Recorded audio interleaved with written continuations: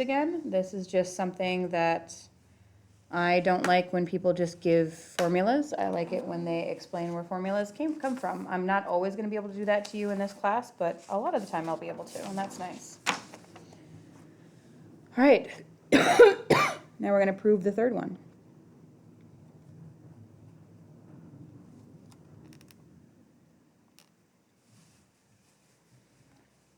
One plus cotangent squared theta equals cosecant squared theta.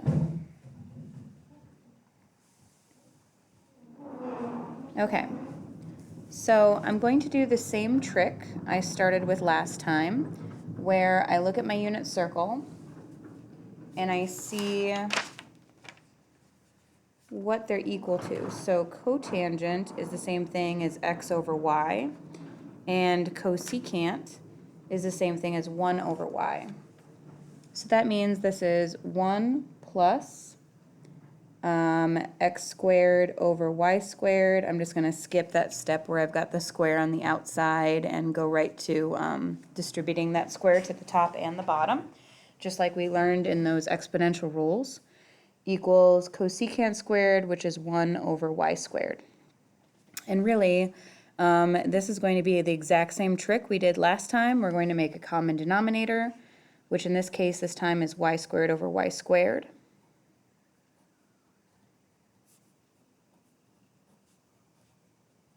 Then I put them together.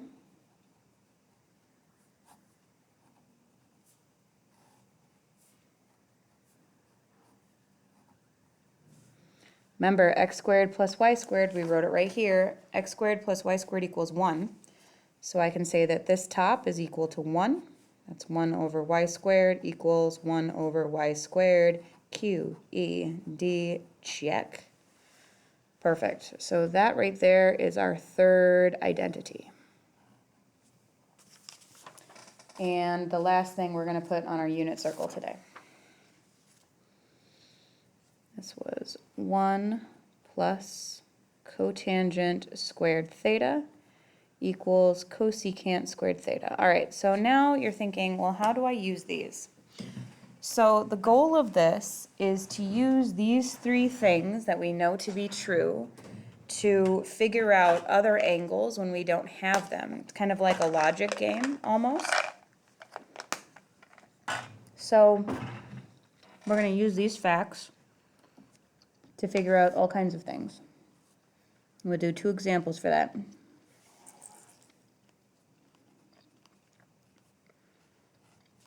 Example 1. Find sine of theta and tangent of theta given that cosine of theta equals negative square root of 3 over 4, and sine of theta is bigger than 0. Okay. Now, if cosine is negative, that means, remember, cosine is x, and x is only negative on the left side of the circle. So it's either going to be in this quadrant or this quadrant. And then it also says that sine of theta is bigger than 0, so now I know it has to be in this quadrant too, because that's the only place where y is positive and x is negative. And this isn't like something where you can just look up and figure out which one of these it is, because there's lots of angles in here that could have those. These are just the special ones that we wrote down. So I'm going to write this as Q2. Okay. Now we have cosine of theta, so I'm going to look at my Pythagorean identities, and I see that the only one that even mentions cosine is the first one. So that's the one I'm going to use, because I have cosine, and then if I solve for sine, I can figure out sine from this. So I'm going to write down the identity cosine squared theta plus sine squared theta equals 1. And I know cosine theta is negative square root of 3 over 4. So that's negative square root of 3 over 4 squared plus sine squared theta equals 1. All right, now the square and the square root cancel each other out. And if I square a negative thing, it becomes a positive thing. So this is going to be 3/16, because the 4 is also squared, plus sine squared theta equals 1. Now if I'm trying to get theta by itself, or sine theta by itself, I'm going to get rid of this 3/16, so I'm going to subtract it from both sides. So that's sine squared theta equals, I'm going to turn this into 16/16, that 1, minus 3/16. That's just like a common denominator. And if you're watching this and you're getting overwhelmed, pause it for a second so that you can catch up. I'm going kind of fast here. Sine squared theta equals 13/16.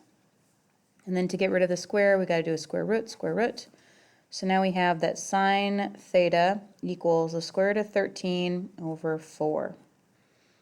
And it says that sine is positive because it's in quadrant 2, so I know that that is my answer for sine of theta. Awesome. But now I need to find tangent of theta. So tangent of theta is, let's see, I've got sine. Oh, okay. So tangent of theta, I could use this formula if I found out secant by flipping cosine upside down, but I think I'm going to use the fact that tangent is sine divided by cosine. I'm looking at the bottom of my unit circle here. Tangent says tangent is sine divided by cosine, because I know what sine is, and I know what cosine is up here.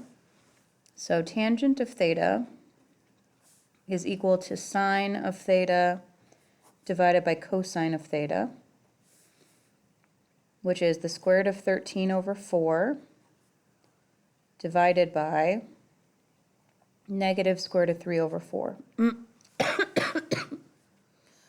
So that's the square root of 13/4 times 4 over negative square root of 3. 4's cancel out. We end up with the square root of 13 over the square root of 3.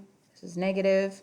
And we have to rationalize the denominator, so I'm going to multiply by the square root of 3 times the square root of 3, which is negative the square root of 39. You got to multiply those insides over 3.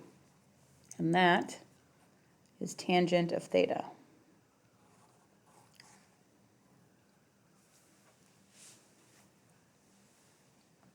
Okay.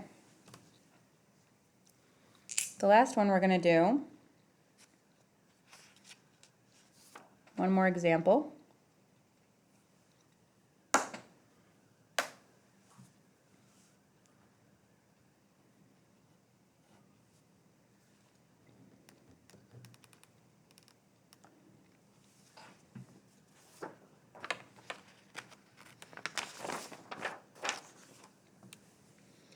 Okay.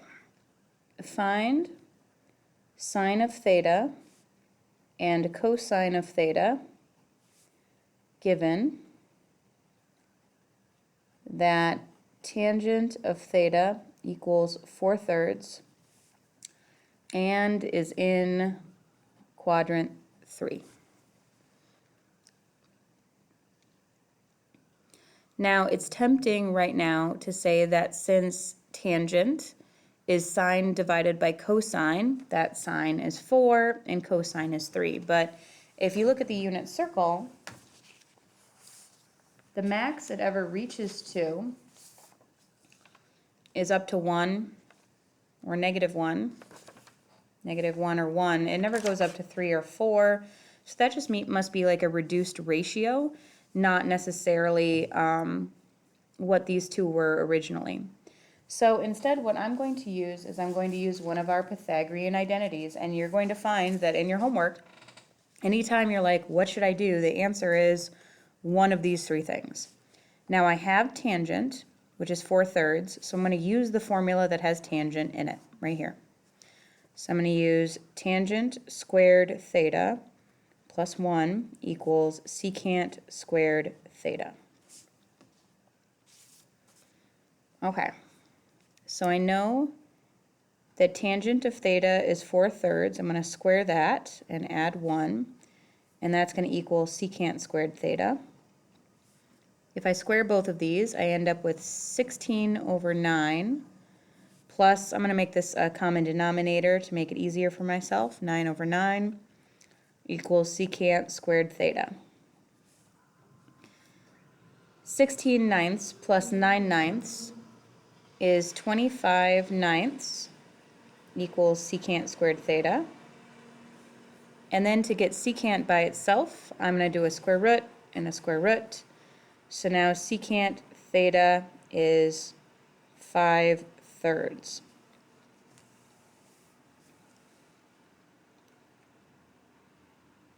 And that's actually going to be negative because secant is the same thing as 1 over x, and x is negative in quadrant 3. But this is actually not what we wanted. We wanted sine and cosine. So how did this help? Well, if you look at your unit circle on the bottom, secant is 1 over cosine, so it's the inverse of cosine.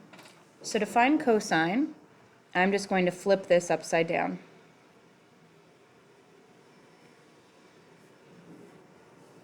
And that's it.